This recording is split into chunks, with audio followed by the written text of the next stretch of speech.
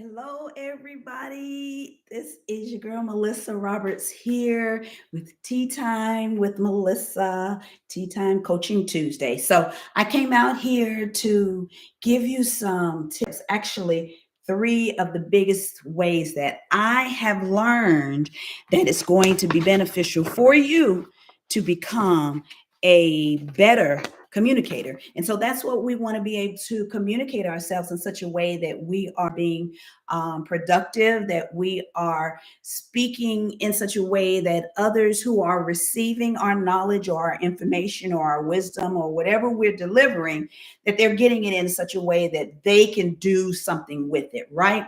So that's what we want. We want to make sure that what we're putting out is exactly what is needed. I'm going to fix my board here so you can see, because I'm going to write on it today.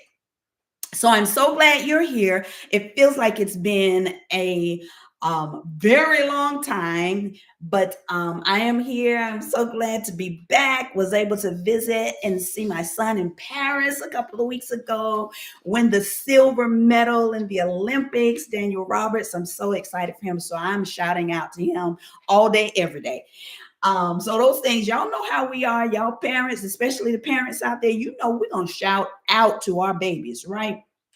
And so, but let me go ahead and get on to the object of discussion.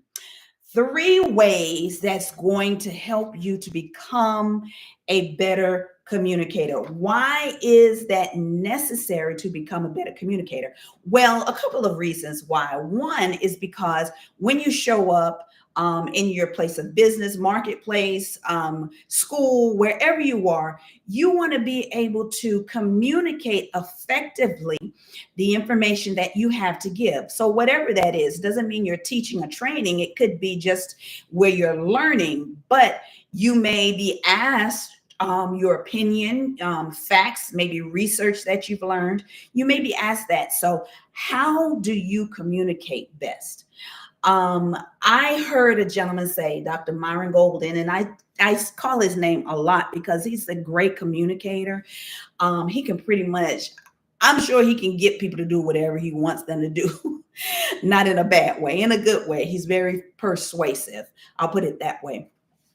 But he has taught that communication is one of the highest forms of operating in your gift, your that thing that God has given you dominion over. If you're able to communicate effectively, then you're able to be successful in what it is that you're supposed to do.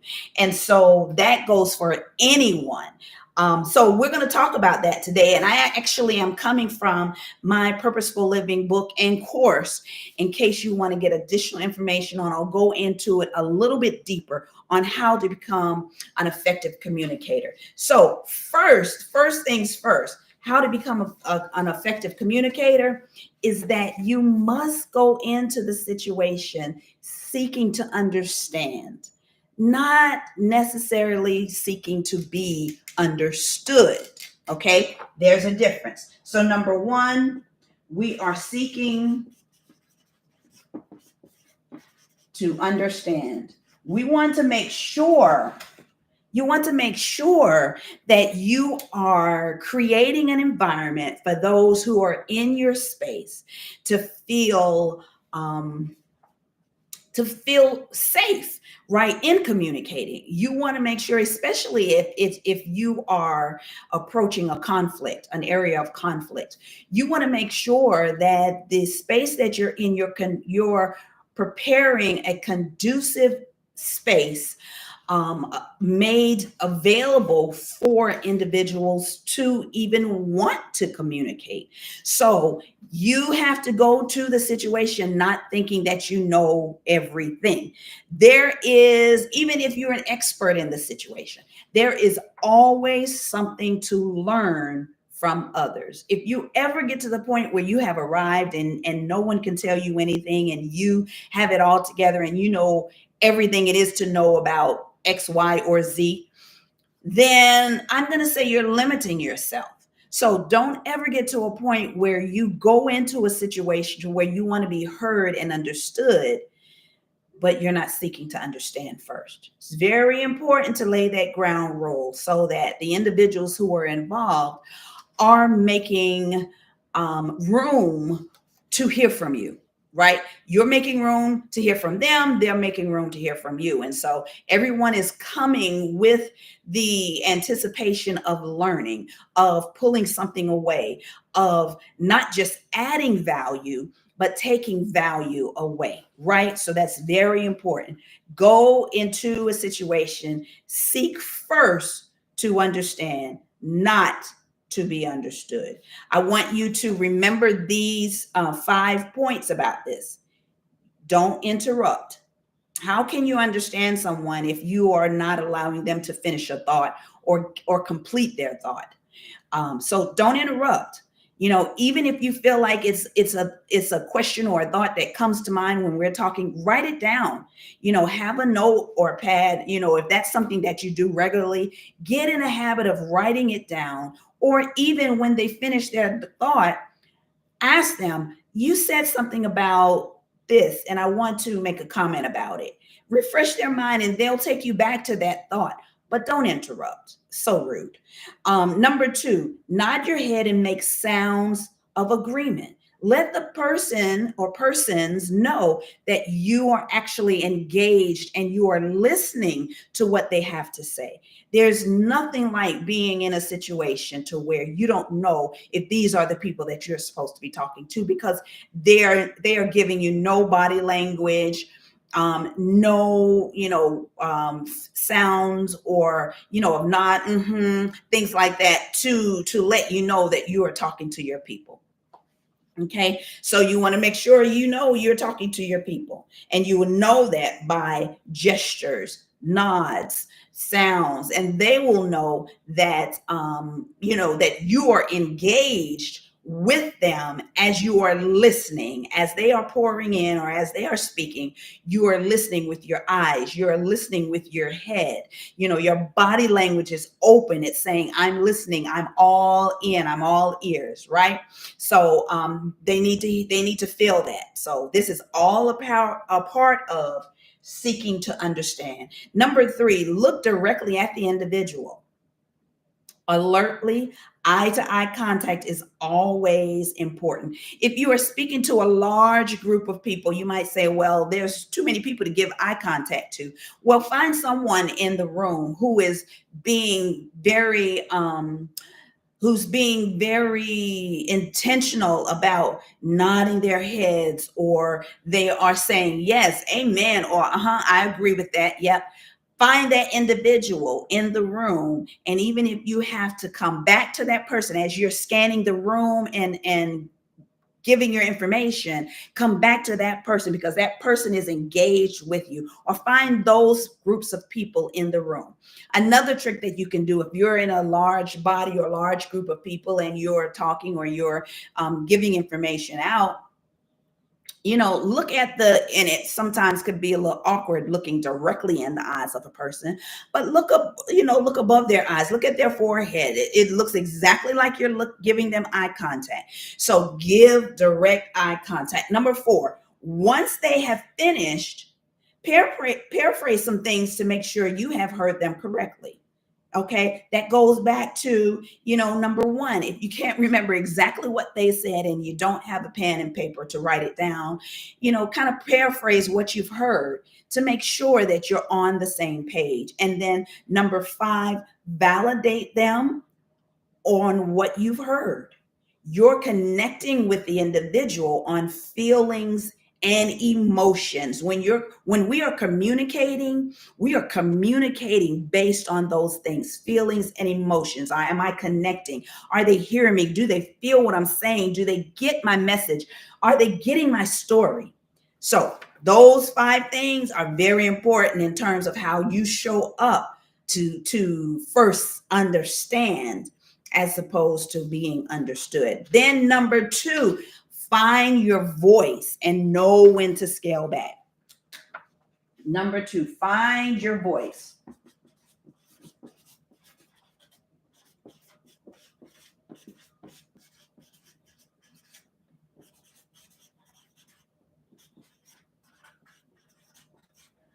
So, what this means in terms of coming into becoming a better communicator is that you first have to utilize your voice, right? You have to find your voice. You have to figure out, okay, how do I communicate in such a way someone wants to hear what I have to say?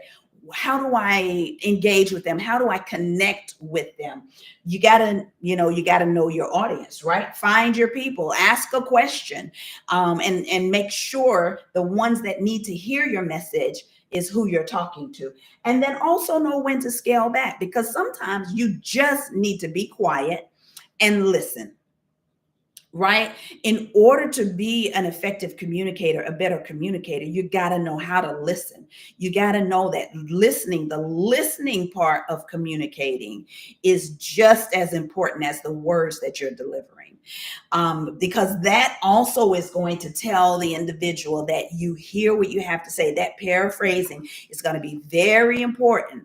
So you want to make sure that you are doing that so that individuals can engage with you, so that they can trust that you're listening, that you're taking in whatever that emotion or that feeling is, or whatever they're needing to communicate you. They can trust that you are listening. You've paraphrased it, you've asked for clarification, you've done all of that. So that's how you become a effective communicator. And then number 3, yes,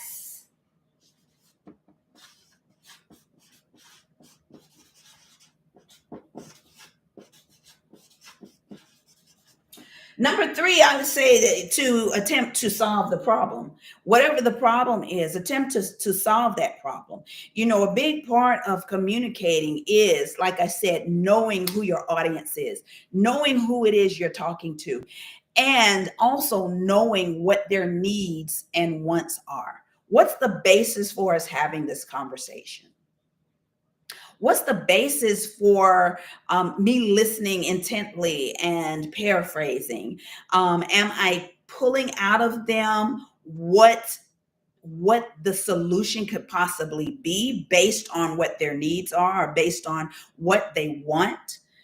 It's all of these things. Listening. Some people forget that listening is a big part of communicating. They think that it's just about talking. But listening is a very big part of communicating. Body language is a very big part of communication. If you are open, your arms are open, or you're standing there closed off, maybe your head's down, maybe you're not giving them eye contact, that is going to tell a person that you are not seeking to understand me. You really, at this point, based on your body language, based on your eye contact, based on the lack of your eye contact, and all of those things, you are not really interested in what I have to say. And so to become a better communicator, it's going to be vital for you to incorporate all of these things in your communication style. Now, yes, we all have a particular style of communicating. Not one fits in every situation. So you've got to learn those styles. And I talk about that in my Purposeful Living course. You might want to check it out. If communication is something that you really want to work on, that you really are needing to take you to the next level, you don't want to miss out on this opportunity with going deeper and diving deeper in how to do that. It takes more than just these things, but I believe these are the top 3 things that you're going to at least need to start working on in order for you to be on that road to becoming an effective and a much better communicator. And again, remember, being a communicator, if you are persuasive, if you are able to, engage with a person through body language and eye contact, and just the emotional aspect of receiving what they have, and then you pour into what they need based on what you've heard and you've listened to what they've said, you're going to go a long way. Some of us, we think, especially in the space that I'm in, that it's all about delivering what I have, my story. But really, what it is all about me understanding who you are and what your needs are, and then spending as much time as I possibly need to spend on trying to figure out how to solve your problem. And so these are the top three things that I think will help you to become a better communicator. So I hope you enjoyed that. I ask you to leave your comments. Please like, subscribe, and definitely share this information if you know someone who might be in need of some coaching tips. Hopefully, this will be exactly what they're looking for. Remember the Purposeful Living course, that is an online course. You can take the full 90 days to get through it, or you can wipe it out, and just depending on your learning style. But it does go deeper into how to become an effective communicator. So that's what you'll be able to work on. So I hope you enjoyed this time. I definitely enjoy this time coming before you. Drop me a line. Let me know, what issues you have in terms of communicating, what things has challenged you in communicating. And let's talk about it. It's about learning. It's about growing. And that's what we want to be all about with the Power of Living Whole. So I hope you have a fantastic day. Peace. Go with God.